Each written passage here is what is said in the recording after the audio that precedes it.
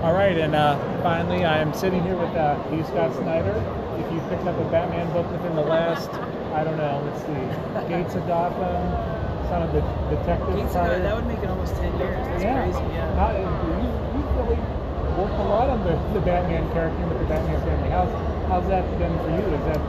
Oh, it's like the greatest thrill of my life, dude. I mean, Batman has always been my favorite character since I was a little kid. I mean, not just in comics, but almost in all of literature. So anytime you get to touch that mythology, it's so incredibly inspiring and also like hugely terrifying. So I honestly can't believe it. Even now, like here at Comic-Con, seeing toys and stuff that we did, or posters, or shirts, or whatever, it really blows your mind. It's all I've wanted to do since I was a kid, and Batman's always one of my favorites. So to know that we made any footprint on that landscape, you know, it's just, and know that you have any place in Gotham, it's just so deeply humbling. Well, you not only made it with Batman as a solo character, but even adding to his the mythos with the whole metal storyline. That was so. How was it coming up with different versions of Batman? Was that? Oh, I loved it. Was it just like a big sandbox you got to play in? It was totally like that. I mean, you know, at heart, I love horror. I'm a big horror fan, big horror writer, and that gave me a chance. It really was the idea. I wanted to sort of see what are Batman's worst nightmares, and can I bring them to light if I create this place? Metal, if you haven't read it, is sort of about the discovery of this realm called the dark matter multiverse that lives kind of underneath our multiverse, and in it, all of our hopes and fears exist. They come to life and they materialize. So it's about a villain who kind of plucks Batman's worst versions of himself, worst nightmare versions of him, kind of from this realm and brings them to our world. So it was a huge joy. You get to be like, well, what if Batman is terribly afraid that if he kills the Joker's heart has a toxin that will make whoever kills him the next Joker? And so Batman gets Jokerized and becomes the worst apex predator villain of the whole DCU. I want to do it, you know? So, I mean, it's huge fun, you know, and DC has been so great about just giving us a lot of latitude, a lot of rope, you know, so I feel very, very grateful. I mean, and that kind of has segued into your work on Justice League with No Justice, and now the Justice League series, because, you know, the Batman Who Smiles, it has shown up. Yeah, already. So that's, is he going to be factoring, because I know Drowned Earth is coming up. Right. He's, well, we have like a big 2-year plan. So Justice League right now, it's sort of the big characters, they're in the Hall of Justice. You know, if you ever watched Super Friends as a kid, it's sort of like an adult version of Super Friends. It has the Legion of Doom. I think I saw somewhere that you were the first creator to actually, you know, label it the Legion of Doom. I think so. I think so, yeah. I saw like the Secret Society or the Injustice Gang and all that stuff, but the fun was I wanted to take those kid pieces that I just love and then bring them back and do them in a way that's kind of like more, you know, a little bit more layered, a little bit more dark, modern, sophisticated, while still keeping all of the fun and crazy bombast of it alive. So Drowned Earth for us is our next big arc. It's a big Aquaman arc. It imagines that these sea gods from another cosmos that fought Poseidon back in ancient times come here to drown the earth because Cheetah and Black Manta have set them free, and they flood the earth with a liquid that changes you into a fish zombie, and it's just out of control. So it's space pirates and space krakens, and it's really, really fun, and Wonder Woman and Aquaman are kind of the stars, and then we go to after that we're doing a big Superman arc that takes you to the 6th dimension, and Split and all that kind of crazy stuff. So were you involved in, because I know in Justice League there's like the Steel Force. Yeah. In the Sage, were you a part? I made that up. That's what I thought. I want to make sure.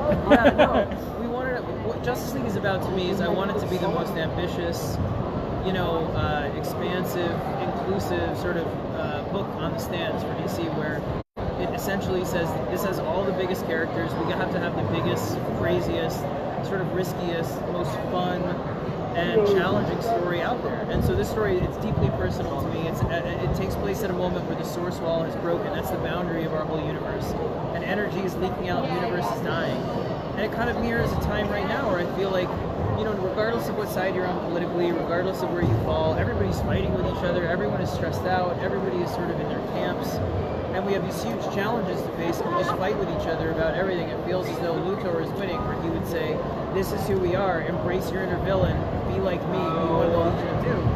And Martian Manhunter and Superman are saying, no, if we work together, we can figure it out. And And so I want the series to be, it's very personal and it has like a real sort of message.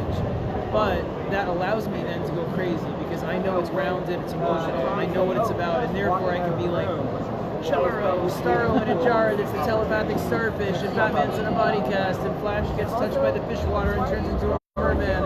I can do whatever because I know it's hard, and its heart is true to me. I love the series. You mentioned Starro, and he was part of one of the teams in the No Justice. That's right. So where did the No Justice, where did you get the idea for No Justice? Well, what I'd say is honestly, me and James Williamson, who's writing Flash, and Josh Williamson, who's writing Flash, and James Tynan, who's doing Justice League Dark and wrote Detective Comics for a while, and now Josh is writing Justice League Odyssey. We came up with the idea when I was coming up with Metal. I said, listen, I want to make a 2-year plan, 3-year plan. If we do Metal, I want it to have consequences and then roll into series that we are all doing. And on the other side of those series, I want to roll it all back and do something even crazier and bigger. So this year, you'll see everything is independent. Justice League is independent. Justice League Dark, Justice League Odyssey, Batman Who Laughs, this mini-series we're doing, it's independent. But if you read them all, you start to see the picture of something coming together in a big way with the Legion of Doom, with all these characters. And so we planned it all the way back in, 2017 for 2018, 19, 20, really into 2020. So yeah, you're going to see it all culminate in about, just under a year. You'll see it all kind of come together. So I don't know if you're able to talk about this, but how does your Justice League run fit into like what's happening in the Doomsday Clock? Well, Doomsday Clock is kind of doing its own thing. It takes place a little bit more in the future, like a year in the future. Mm-hmm. So it doesn't fit in terms of I don't want to step on Jeff's awesome, and I don't want to step on his toes, and he's got a lot of things that I think he wants to do and bring back that he'll reintroduce to the line through that series. So we kind of are on separate tracks, but give each other room where we're not totally conflicting with each other. So I'm very excited for him, and everything he's building is great. He's certainly a titan, and I'm very proud to be in the same stable. And so, which new character to the Justice League in the new Justice League series were you most likely to, or most happy to be able to bring it onto the team? And is there another character that you would eventually like to bring onto the team that maybe never appeared on the Justice League, or is kind of a B or C character that you would like to kind of bring up to the I love writing Martian Manhunter. That's the big surprise. I mean, I really, he's my favorite sort of new character on the team to write. He's so empathetic and compassionate, reads everybody's thoughts, and it's just so sort of heart and soul. He's such a heart and soul in the team. Kendra Hawkgirl is a lot of fun, and Luthor is also my other favorite one. I love writing Luthor to death. And if I had to bring on another character, I'm bringing on Starman, Will Payton. I really enjoy writing him. He's more of a science character. He's got like a really interesting history. And we're going to be bringing in some surprising characters, both to the Legion of Doom and to the Justice League, probably around issue 15, 16. So, what is your favorite Justice League run? From past history? I'd probably say Grant Morrison's. I was going to say Porter. Yeah, I love that run so much because it made them larger than life to me, and it made them so sort of grand. And Grant has also become a good friend, and his ideas, his ambition. I take a lot from that. A lot of inspiration from that. So I that's my favorite. I love Brad Meltzer was great. Jeff Johns and Jim Lee were great. With Jay Fabok of Darkseid War. There's been a lot of great stuff on Justice League, but Grant was the one that really caught me when he did JLA. I was going to say because Mark Waid too, I'd say probably, yeah. I've noticed that you seem to be channeling a lot of Grant Morrison and from Metal on, which is great. Some people say people tease me that I'm the love child of Grant Morrison and Jeff Johns, which I will take it. Hey. I would take it. I kind of say it's kind of almost true, but the only thing I'd say is I like to do a lot of creator-owned on the side, which is kind of, I guess, my own little, if I was their son, that would be like my own little rebellious part. If I was like some part Jeff Johns, some part Grant Morrison, and then that part, the horror indie part to me. I do enjoy talking about your other stuff. Thanks. I did enjoy the mini-series you did with Jeff Lemire. Oh, yeah. It was like the perfect synergy of two of my favorite creators I love working that together. Thank you so much. So, one last question. What was? Do you remember what your first comic was? What was? Yeah. What got you into? What sparked that? Well, Love of the medium for you. my dad I grew up here, and my dad used to take me to Forbidden Planet out when it was on 11th and Broadway with the upstairs and the downstairs, pretty much every week. My very first comic, I basically learned to read with comics with my dad, so he has one that he says is my first one, which was Batman vs. Hulk, and it's like it has, I think it's Jorge Garcia Lopez, and it's got these amazing like Picasso Joker. It's the world shaper of worlds. And it's oversized. It's this big, and it has crayon marks on it. We still have it, so it's like literally oversized. And the other one was the first one you signed. Yeah. Right. The other one, equally crazy, was Batman vs. the Hulk. It was another one like that.